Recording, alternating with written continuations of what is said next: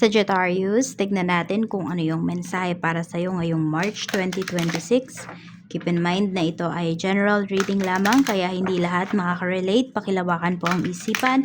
At kung hindi ka pa nakasubscribe dito sa ating channel, please subscribe and hit the bell button para lagi kang updated every time na meron tayong uploads. At kung nais mong mag-avail ng ating private readings, ng ating rituals, ng ating lucky charms, makikita mo yung link sa description box or dyan sa ating WhatsApp, nandyan din yung aking number.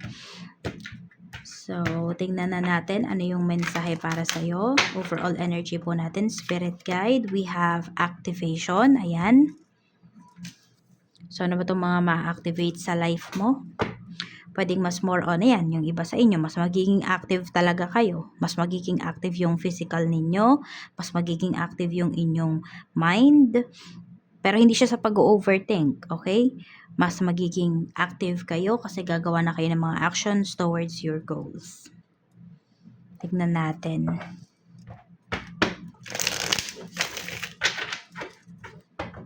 Kamusta yung iyong emotional health? I'm open to receive any messages, please. Spirit guide for Sagittarius, Sun, Moon, Rising, and Venus. So, kung may mga goals man kayo dito, talagang sobrang sisipagan po ninyo. We have King of Pentacles. This is your emotional health. So, okay din po yung inyong emotional health. Feeling secured kayo rito. And happy kayo. Happy kayo sa mga nangyayari sa life ninyo, sa mga pinagkakagastusan po ninyo. So, sabihin natin, money will bring you happiness here. Mararamdaman nyo talaga yan. Tignan natin. So, physical health mo naman. So, we have 9 of Pentacles. Okay din yung physical health mo. So, more on some of you, vitamins. Meron din naman dito, maintenance. So, sabihin natin kung may nagme-maintenance dito. So, hindi nyo po kailangan magtipid sa inyong maintenance. Mabibili nyo talaga siya. So, kaya din magiging active yung iba sa inyo dito. Kasi pwedeng meron kayong iinumin. Pwedeng ano yan, synthetic or herbal medicine or kung ano man. Basta magiging active kayo kasi hiyang po sa inyo. Tignan natin sa mental health mo naman. So, ayan. Okay din yung mental health mo. Tignan mo, masaya talaga oh.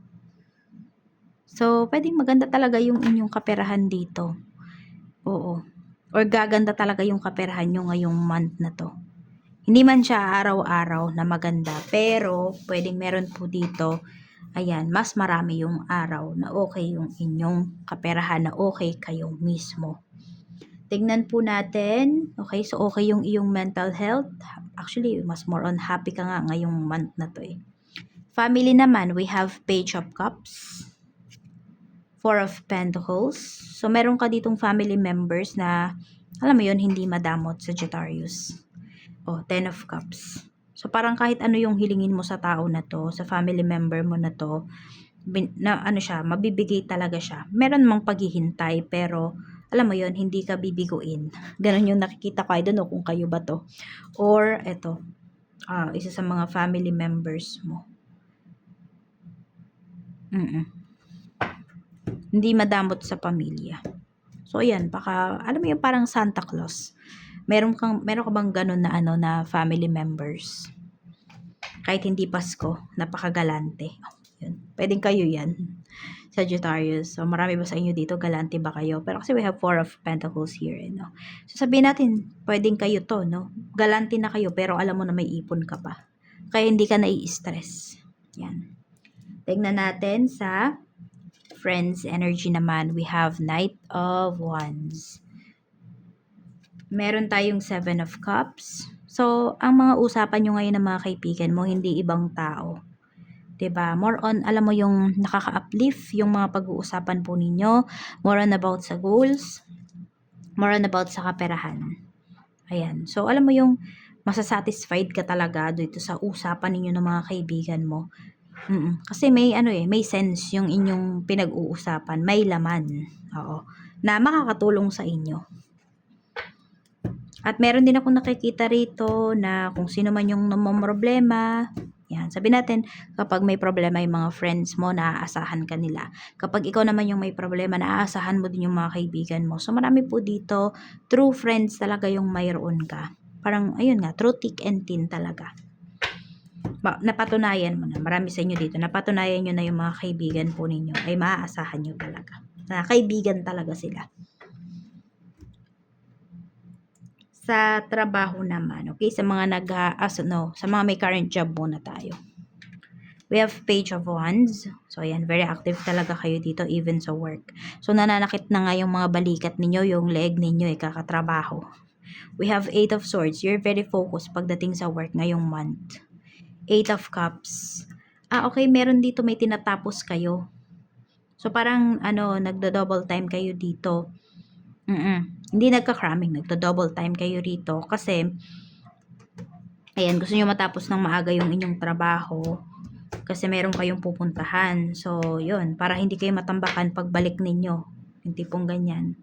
So, advance ninyong ginagawa yung mga works ninyo. Tignan po natin pagdating naman sa, so, okay naman yung iba sa inyo. Okay naman kayo pagdating dito sa work. Tignan po natin, sa mga naghahanap naman ng trabaho, we have Four of Wands. Ayan. Tignan pa natin yan. We have the Emperor. Mukhang lagi nang nasisermonan yung iba sa inyo. So, meron dito kasi mapipilitan po kayo talagang maghanap ng trabaho ngayong month na to. Kasi meron nasisermonan. Pero yung pagsisermon kasi na yon, pwedeng way yon para i-push talaga kayo na maghanap ng work. Ayan, so kung medyo matagal kayo naging tambay dito sa bahay, so pwedeng yung father mo or yung kapatid mo, yun, nagsisermon na sila. Lagi na nagpaparinig sa'yo. Kaya maghahanap ka na rin talaga dito ng trabaho. So, tignan natin, makakahanap ka nga ba? Five of Wands. So, you need to be competitive. Medyo mahihirapan ka ngayong March na to. Pero, you need to be competitive. Kailangan mong ibigay yung best mo. Pakita mo yung galing mo talaga pagdating dito sa trabaho na hinahanap mo. Sa mga magre-resign dyan, Five of Cups. Mga nagbabalak mag-resign, we have the Magician. And we have Nine of Wands. Ayan. So, wag muna. Medyo mahirapan po kasi kayo. Pero kung may offer, sige, kahit meron kayong current job or okay kayo dyan pero may offer or magre-resign kayo tapos may offer na, dapat mo bang tanggapin? Pag-isipan mo pa daw mabuti. Nagdadalawang isip ka pa. Ayan, so sa mga magre-resign dyan na nagdadalawang isip pa, kahit may offer na, huwag nyo munang gawin. Huwag muna kayong gumawa ng big move dito para sa career ninyo, lalo na kung ito ay pagre-resign ngayong month. Patapusin nyo muna yung retrograde, tsaka kayo mag-decide. So, pwedeng April na yung iba po sa inyo. Kasi may pinapakitang regret dito. Sabihin natin, very promising kasi yung sabihin natin, yung naiisip mo pagdating sa pagre-resign, o ito yung plano mo, ganito, ganyan. Pero, pwedeng hindi kasi yun yung mangyari. Hindi ma-meet yung hindi ma-meet yung iyong expectations. So, may regret ka na mararamdaman. So, April, ayan, pwedeng mas okay na yon para sa inyo. Para kayo ay makapag-decide.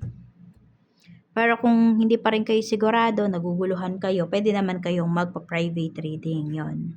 Kasi this is general Mas madaming energy to. Hindi to energy mo. Pwedeng masagap natin yung energy mo, pero hindi, di ba? Hindi lahat ng energy sa'yo patungkol.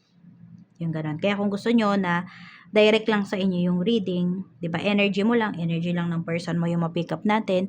So, pwede po kayong magpa-private reading. Tignan natin pagdating naman sa kaperahan.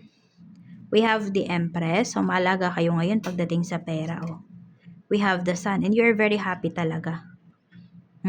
Marami naman sa inyo, happy naman kayo or magiging happy naman kayo dito. Tapos may financial healing po talaga.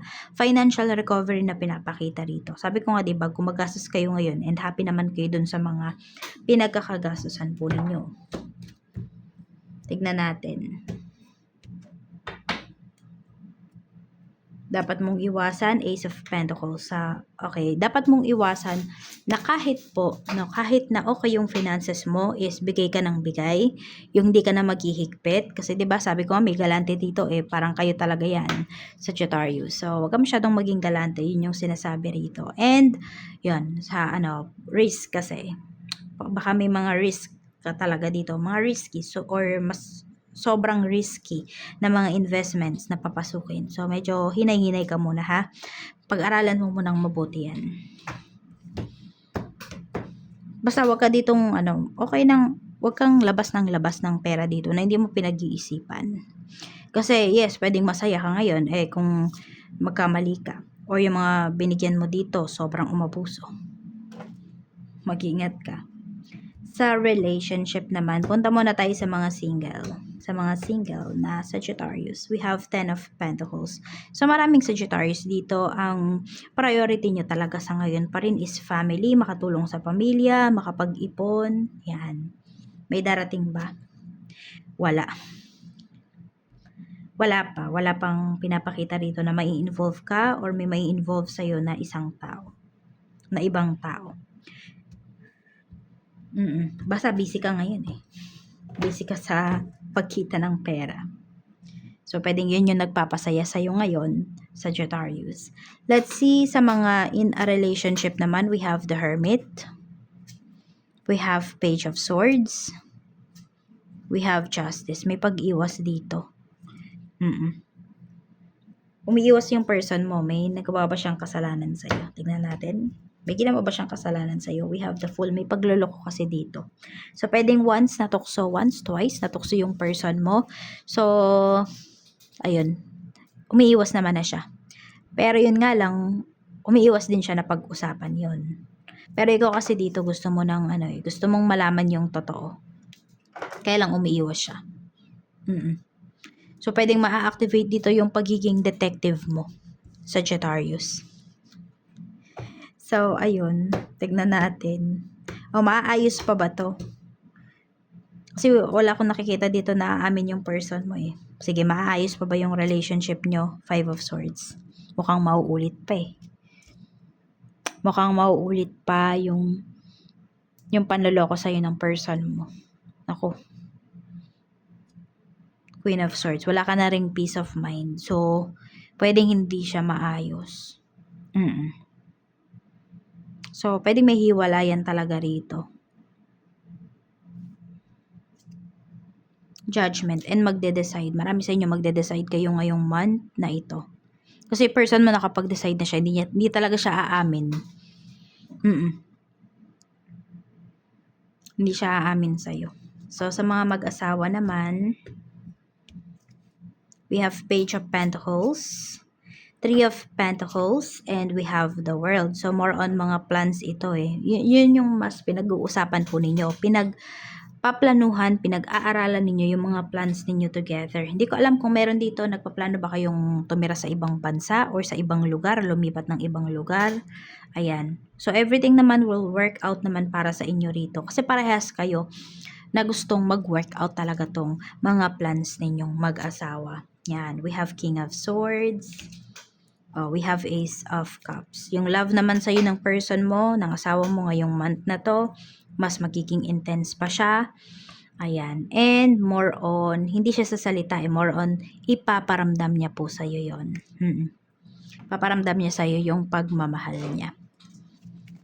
Tignan natin ano pa yung mensahe Spirit Guide para sa love life nyo, Sagittarius. We have the Golden Mirror. Ayan. Self-absorbed, narcissist, one-sided relationship, love bombing. So, more on yan sa mga sa mga in a relationship, yung energy na yan. Oo, yan Tas meron naman, ito nasa ilalim is date. So, ito para sa mga mga mag-asawa. Ayan.